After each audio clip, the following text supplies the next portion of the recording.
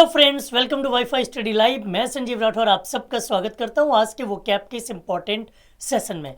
आज का सेशन इसलिए भी खास है क्योंकि आज अब से कुछ देर बाद आप अपनी परीक्षा देने के लिए बैठे होंगे।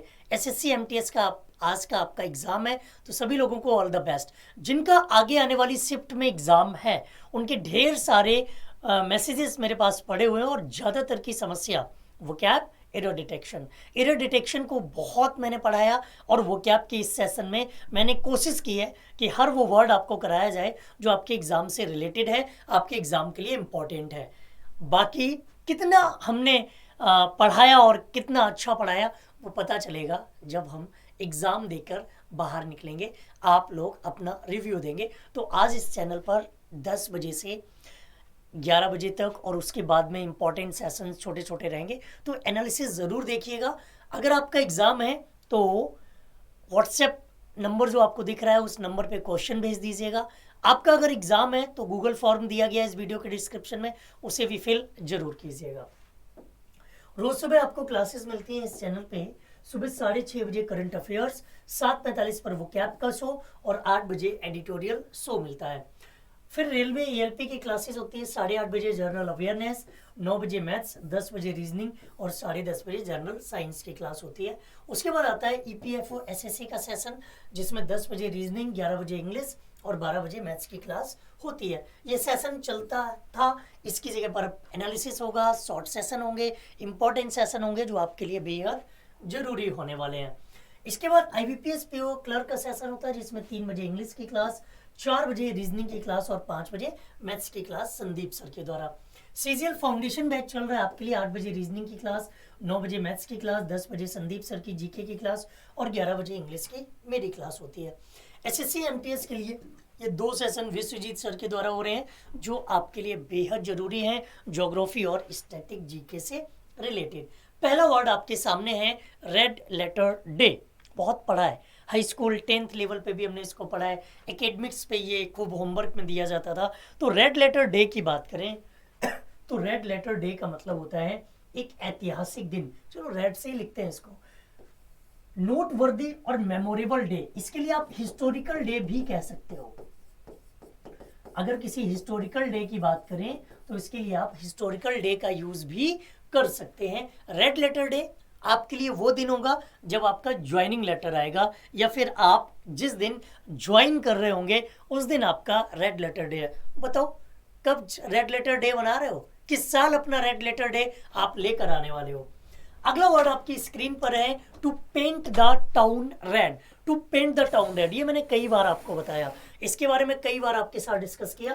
और to paint the town red कहते हैं ना कि पूरे टाउन को, पूरे शहर को एकदम दुल्हन की तरह सजा देना है। ये वर्ड हम लोग यूज करते हैं, दुल्हन की तरह सजाना।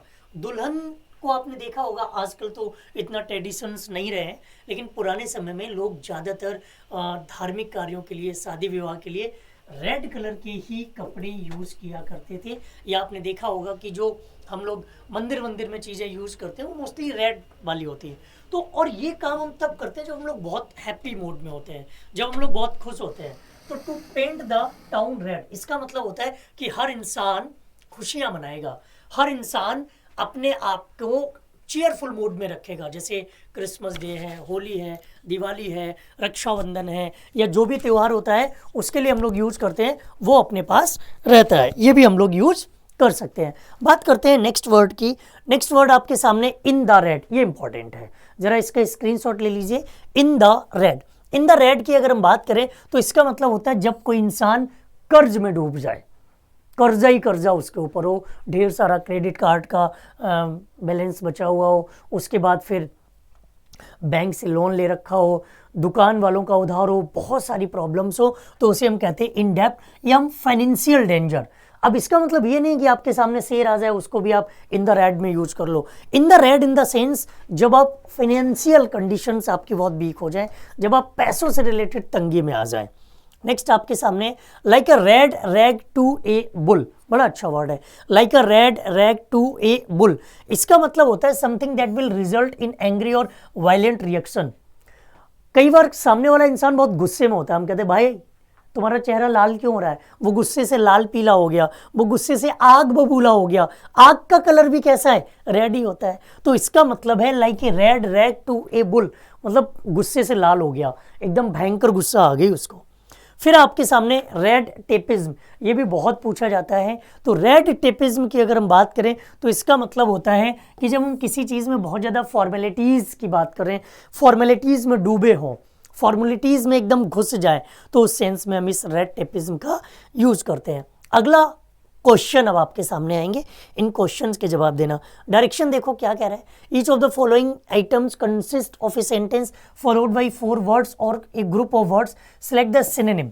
सेम वर्ड आपको बताना है। तो पहला वर्ड आपके सामने है, एम्बिगुअस होना चाहिए था, AMBIGOUS, एम्बिगुअस होना चाहिए था। और एम्बिगुअस का मतलब होता है जब कोई चीज अस्पष्ट हो, बेग, अनक्लियर। कोई चीज हमारे लिए कैसी हो? कोई चीज हमारे लिए अनक्लियर हो। कॉन्ट्रास्टिंग की बात करें, चमकदार। कन्वीनियंस की बात करें तो जो चीज हमारे लिए कॉनिवेंस है। कॉनिवेंस की बात करें जब हम किसी चीज में बहुत सूटेबिलिटी फील करें, बहुत सूटेबल सी चीजें लग रही हो। और बिलफुल मतलब इच्छा से परिपूर्ण, इच्छा वाली चीजें। इलूसिडिएट, इलूसिडिएट की बात करें तो इसका आपको सेम वर्ड बताना है। ऑप्शन है क्लैरिफाई, कैलकुलेट, समराइज और अपडेट। ये भी इजी है, ये भी इजी है, ये भी इजी है। इलूसिडिएट का मतलब होता है किसी चीज का स्पष्टीकरण देना, किसी चीज का क्लैरिफिकेशन देना, किसी चीज को पूरी तरह से क्लियर कर देना। अगला वर्ड आपके सामने है मोनोटोनस। मोनोटोनस का भी आपको बताना है कि इसका सेम वर्ड क्या होगा। ऑप्शन है ड्रेरी, ड्रीटफुल, सिंगल माइंडेड और मोनोलॉग। तो अगर हम मोनोटोनस की बात करें तो मोनोटोनस का मतलब होता है जो चीज एकदम बोरिंग टाइप की लग रही हो, ड्रेरी, डल भी कह सकते हैं। ड्रीटफुल का मतलब होता है भयानक, बहुत भयानक कोई चीज हो। सिंगल माइंडेड मतलब एक ही चीज के बारे में सोचता रह जाए। और मोनोलॉग का मतलब ही होता है जब हम एक चीज के बारे में ही थिंकिंग कर रहे हो। अगला क्वेश्चन है kindle, make fun of, excite, very kind या काइंड हार्टेड। किंडल का आपको बताना है कि किंडल का सेम वर्ड क्या होगा। तो किंडल के सेम वर्ड की बात करें तो किंडल का मतलब होता है किसी चीज को एक्साइट करना, बढ़ावा देना, बहुत ज्यादा एक्साइटमेंट की तरफ किसी चीज को लेकर जाना। मेक फन ऑफ जानते ही हो, किसी का मजाक बनाना। वेरी काइंड भी जानते हो और काइंड हार्टेड भी आप जानते हो। उसके बाद आता है पैलेशियल। ऑप्शन है very clean, very special, sense of taste और मैग्निफिसेंट।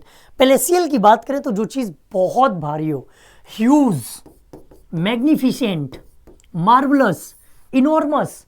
तो मैग्निफिसेंट इसका सेम वर्ड हो जाएगा। वेरी क्लीन नहीं, वेरी स्पेशल नहीं और सेंस ऑफ टेस्ट भी नहीं होगा। उसके बाद आपके सामने है, अब आपको बताना है कि जो वर्ड आपके सामने है उनका अपोजिट बताएंगे। पहला वर्ड है the officer exaggerated the damage caused by the rowdies. Rowdies के द्वारा जो डैमेज किया गया था, जो नुकसान पहुंचाया गया था, उसको ऑफिसर ने एग्जाग्रेट किया, बहुत बढ़ा चढ़ा कर पेश किया। तो एग्जाग्रेटेड का मतलब होता है किसी चीज को बढ़ा चढ़ा के पेश करना। अंडर रोड कर सकते हो? नहीं। कंडेम्ड का मतलब होता है किसी की निंदा करना, किसी की बुराई करना। इग्नोर, किसी को नकारना। तो इसका अंडर एस्टिमेट हो जाएगा। एक बहुत डायलॉग बहुत फेमस है, don't under estimate the power of A common man, है ना। तो अंडर एस्टिमेट मतलब किसी चीज को कम समझना, कम मानना, कम आंकना। अगला वर्ड है the speaker was unable to pacify the crowd. Pacify का आपको बताना है कि इसका same word, sorry opposite word क्या होगा। पैसिफाई का अपोजिट वर्ड हो जाएगा जब हम किसी को एकदम भड़काने की कोशिश करें। पैसिफाई का मतलब शांत करना और एक्साइट मतलब भड़काना। एंटागोनिज्म मतलब विरोध। थ्रेटन धमकाना, चैलेंज किसी को चुनौती देना। उसके बाद आपके सामने है his officer was very strict person.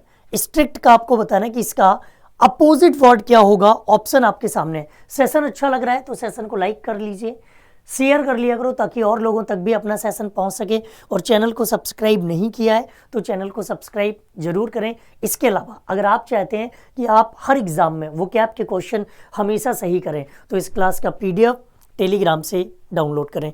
आपकी स्क्रीन पर जो नंबर दिख रहा है उस नंबर पे आप अपने डाउट्स भेज सकते हो। अगर आपका आज या आने वाले दिनों में एसएससी एमटीएस के एग्जाम है तो एग्जाम में आए हुए क्वेश्चन भेज सकते हो। वीडियो के डिस्क्रिप्शन में गूगल फॉर्म दिया गया है, उसे भर सकते हो ताकि हम आपकी हर प्रॉब्लम को सॉल्व कर सकें। स्ट्रिक्ट का हो जाएगा लीनियंट, फ्लेक्सिबल। स्ट्रिक्ट मतलब सख्त, लीनियंट का मतलब हो जाता है जो फ्लेक्सिबल हो। प्लीजेंट सुखद, ओपन हार्टेड जिसका दिल एकदम खुला हो। इनडिफरेंट का मतलब होता है उदासीन। नेक्स्ट है servitude is not helpful for mental growth. Servitude का अपोजिट बताना है। सर्विट्यूड का मतलब होता है गुलामी, किसी की गुलामी करना, तो फ्रीडम इसका अपोजिट हो जाएगा।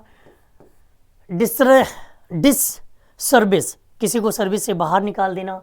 रिटायरमेंट आप जानते ही हो। टर्मिनेशन का मतलब होता है किसी का अंत करना। लास्ट वर्ड अपने सामने है वो है his attitude to poor people is deplorable.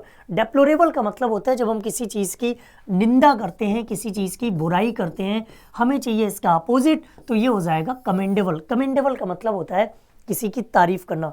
Miserable किसी चीज़ के कष्ट में, पीड़ा में रहना। इक्विटेबल समानता, और डिज़ायरेबल की बात करें तो ये होता है जब हम किसी की डिज़ायर, इच्छा की बात करें। तो ये था आज का वोकैब का सेशन। उम्मीद है आपने वर्ड्स को नोट किया होगा। अगर आप पढ़ते समय नोट नहीं कर पाए हो तो आप इसको पीडीएफ्स के रूप में टेलीग्राम से प्राप्त कर सकते हो। टेलीग्राम का नाम है वाईफाई स्टडी लाइव। चैनल को सब्सक्राइब कर लीजिए, और एमटीएस का एग्जाम है तो आपको ऑल द बेस्ट। अपने क्वेश्चन हमारे व्हाट्सएप नंबर पर भेजना ना भूलना, और दिए गए वीडियो के डिस्क्रिप्शन में जो आपको गूगल फॉर्म दिया गया है उस गूगल फॉर्म को जरूर फिल कीजिएगा। थैंक यू, जय हिंद।